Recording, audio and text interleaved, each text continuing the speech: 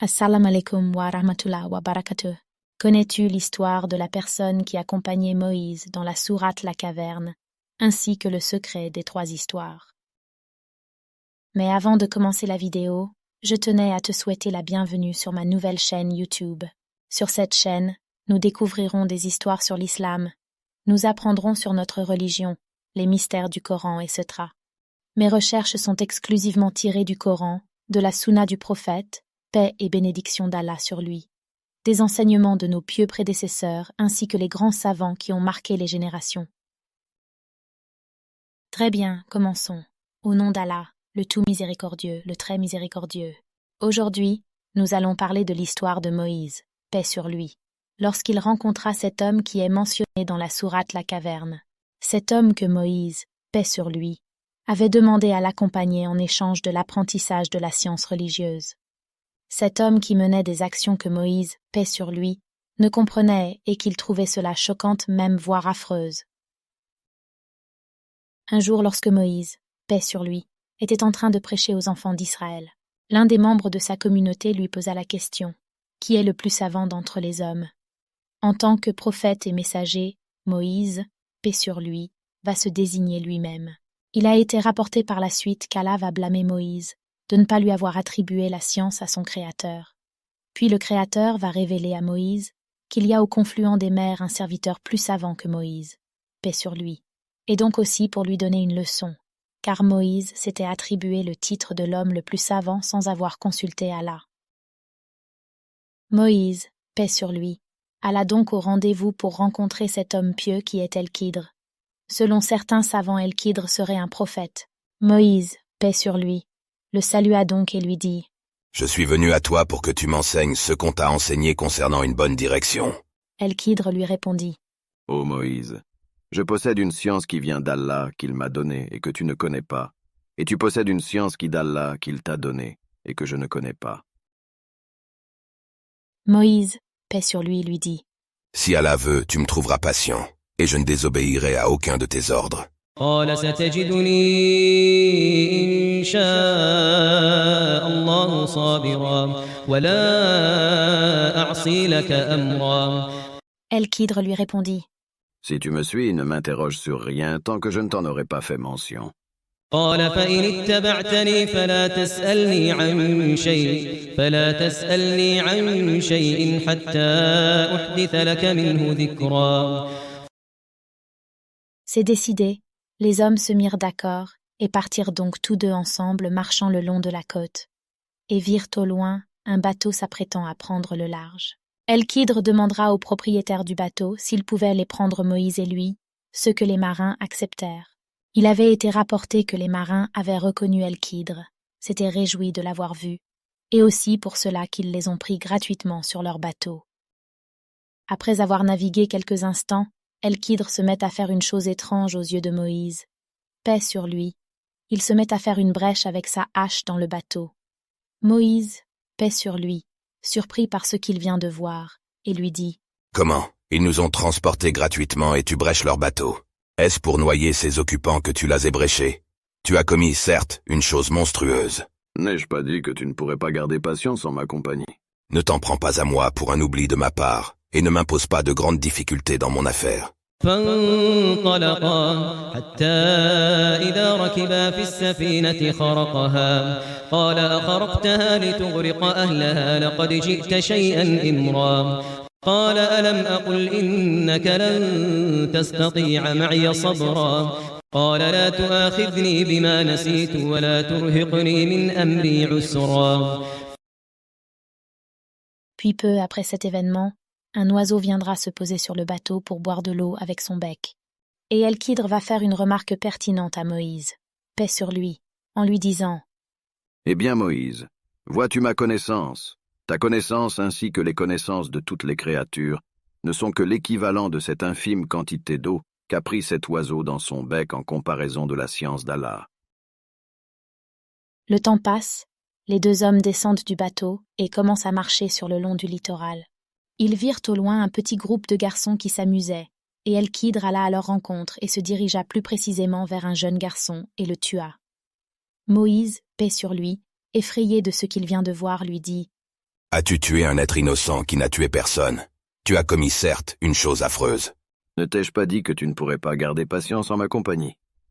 Si après cela je t'interroge sur quoi que ce soit, alors ne m'accompagne plus. Tu seras alors excusé de te séparer de moi.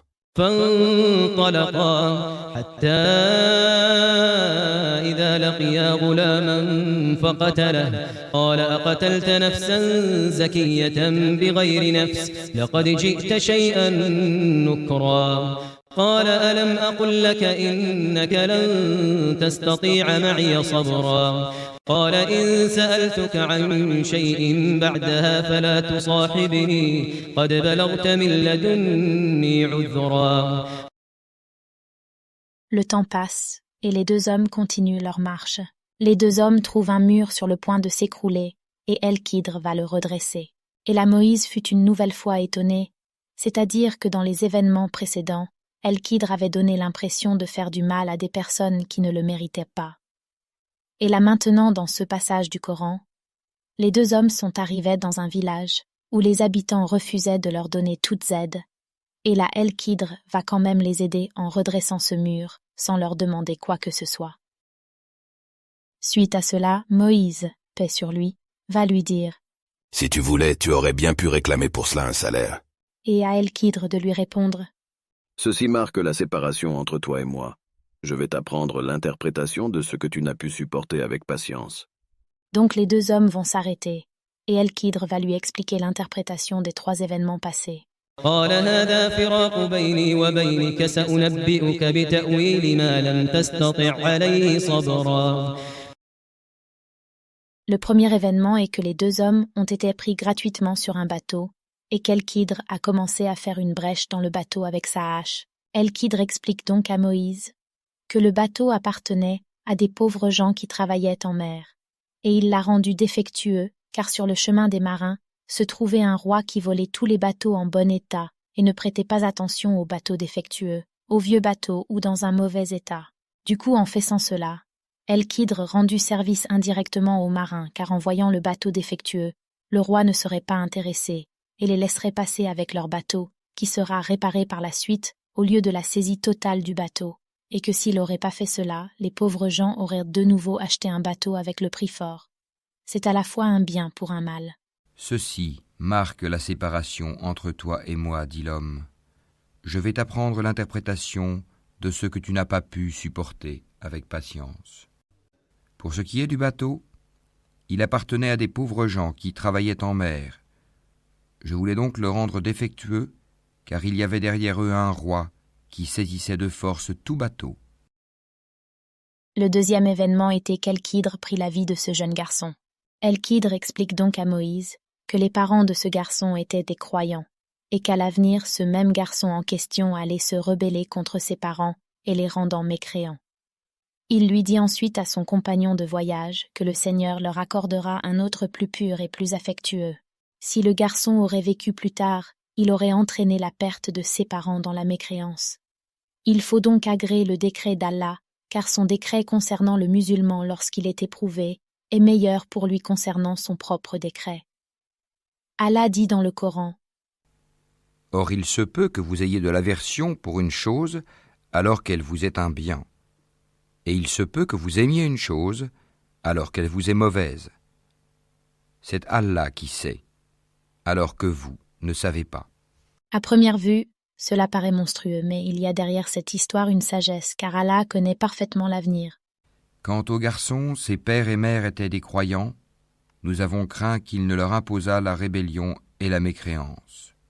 Nous avons donc voulu que leur Seigneur leur accordât en échange un autre plus pur et plus affectueux. Avant de passer à la troisième et dernière histoire, n'oublie pas de t'abonner, de me dire dans les commentaires si la vidéo t'a plu, sur quel sujet souhaiterais-tu que je traite, et aussi de liker la vidéo. Le troisième événement était qu'El-Kidr redresse le mur qui était sur le point de s'écrouler, qui leur avait refusé l'hospitalité. El-Kidr explique à Moïse, paix sur lui, pourquoi est ce qu'il a redressé le mur. Car sous ce mur se trouvait un trésor qui appartenait à 2 orphelins de la ville, et leur père était un homme pieux, et qu'Allah avait décidé qu'il allait extraire eux-mêmes le trésor que leur père leur avait laissé. El-Kidr a donc redressé le mur, car si le mur s'écroulait, le trésor allait devenir apparent, et tous les habitants de la ville allaient prendre le trésor qui appartenait aux enfants orphelins. Et quant au mur, il appartenait à 2 garçons orphelins de la ville, et il y avait dessous un trésor à eux. Et leur père était un homme vertueux. Ton Seigneur a donc voulu que tous 2 atteignent leur maturité et qu'ils extraient eux-mêmes leur trésor par une miséricorde de ton Seigneur. Je ne l'ai d'ailleurs pas fait de mon propre chef. Voilà l'interprétation de ce que tu n'as pas pu endurer avec patience. Voilà ce qu'on peut retenir de ces 3 grandes histoires issues du Coran et de le sourate La Caverne. C'est qu'il y a des choses qui nous arrivent, nous pensons que c'est un mal, mais en réalité, ces choses peuvent nous être un bien. Comme dans le verset, « Or, il se peut que vous ayez de l'aversion pour une chose, alors qu'elle vous est un bien. » Il faut aussi savoir qu'El-Kidr n'a pas fait cela de son propre chef. Il a agi selon les recommandations de son Seigneur, car El-Kidr ne pouvait pas connaître l'avenir, mais Allah, oui, et c'est par les enseignements d'Allah qu'il a pu savoir pourquoi il faisait cela, et aussi qu'il a pu les enseigner à son tour à Moïse, paix sur lui. Cette histoire nous apprend aussi, quelle que soit la situation, il faut accepter le décret qu'Allah a choisi pour ses créatures. Cela peut être difficile, comme l'histoire du garçon qu'Atada avait dit. Lors de la naissance de ce garçon, ses parents se sont réjouis et lors de sa mort ils se sont attristés. Mais s'il aurait vécu, il aurait conduit ses parents à leur perte, c'est pour cela qu'il faut agréer le décret d'Allah. Merci d'avoir regardé la vidéo. J'espère qu'elle vous sera bénéfique et on se dit à la prochaine pour une nouvelle vidéo.